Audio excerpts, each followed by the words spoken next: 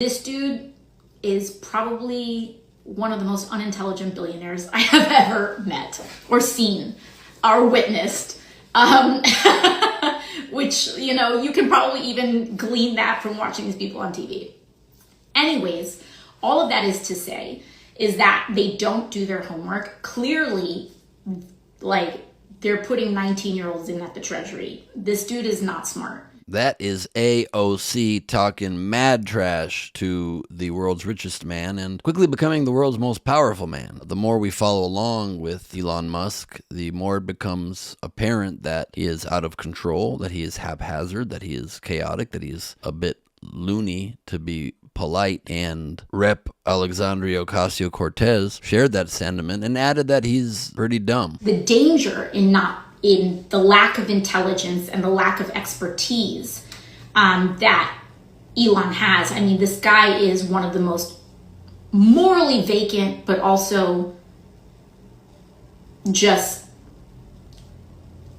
least knowledgeable about these systems that we really know of. Calling him one of the most unintelligent billionaires she's ever seen. Now, I don't know that tracks. I think he's a pretty intelligent man. I think he's running multiple companies at once. He's able to get himself into very high levels of power. He's able to go on Joe Rogan for 3 hours multiple times. And while you don't have to be a brilliant person necessarily to banter with Rogan, who's impressed by all kinds of ideas as though he's hearing them for the first time, but I don't know that the guy is dumb. I think it's more nefarious in that whether we don't know his intentions yet, but we do, I think it seems clear, know that he's someone who just loves being the center of attention, much like Trump does. We know that he is somebody who loves to troll, he loves to rile people up, and he's doing that now at the peril of our entire national infrastructure. He's doing it now at the peril of our governmental programs that many people here in our country and around the world rely on, and at the peril of the biggest employer of people in America, the United States government, at the peril of so many of their jobs and job security. Tim O'Brien, a man who has covered Elon for Bloomberg, agrees with Ocasio-Cortez that he's not some kind of unique genius, at least. Take a look. But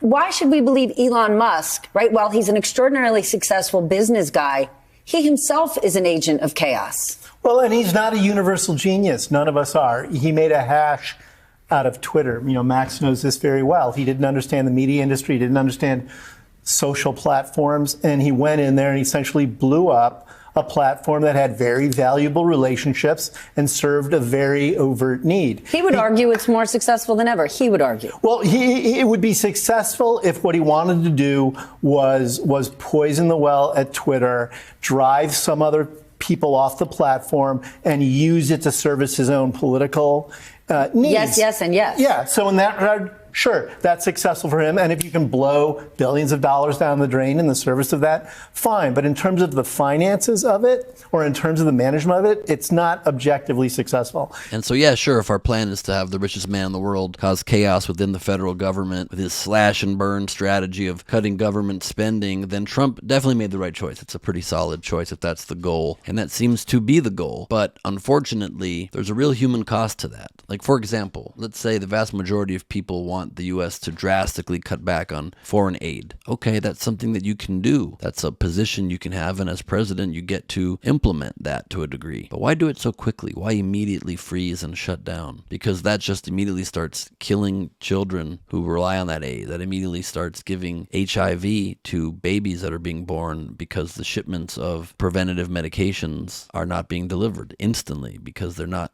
giving it a slow roll down, a cautious way to do it. The same way they're telling all federal employees they can quit and get 8 months of pay and benefits, or they can gamble and see if their job will still be there, leaving people with a very difficult choice as to what they're going to do and leaving their future very uncertain. Just like when Trump a week ago decided to freeze all government spending and it just caused enormous chaos and had to pull back on that the next day. What's with the manic speed? If you were being paranoid about it, and we all should be to some degree now with the rapid pace at which major changes are being thrown at us, you could think it's to create such a whirlwind that we can't even keep track of it, to create such a whirlwind that we don't even know whether something is nefarious or not. The news can't keep up with it, and certainly the general populace, whose job it is not, is to cover and absorb all of these things. We have our own lives and our own jobs, as long as we do still have them, to try to absorb even what our opinions are on these things. It's so fast, it's just a blitz of information, a blitz of programs, a blitz of executive orders, and this unelected man who is now doing so much of it, not even at the direct instruction, it seems, of Trump, but just whatever he thinks is best, and Trump has given him this kind of carte blanche. A decade ago, Musk had a Tony Stark-like reputation, a visionary billionaire building electric cars, planning missions to Mars. Now he's cementing himself as an incompetent blowhard who got rich off his daddy's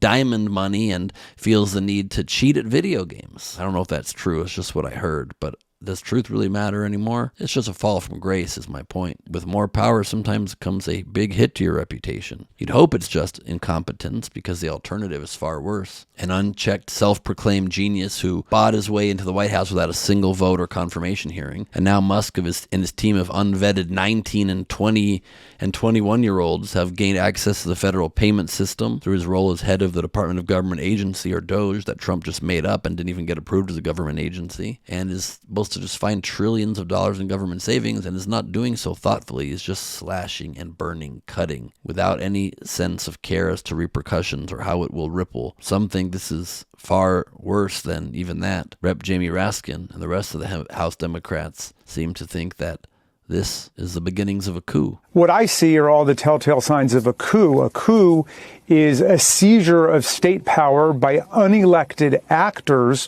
who work to take over the critical infrastructure of government outside of the rule of law. And that's what I see as going on right now. I mean, Elon Musk has basically tried to take control of the country's communications infrastructure, the governmental financial payments infrastructure, the data infrastructure, and he's got important parts of nodes of the military infrastructure.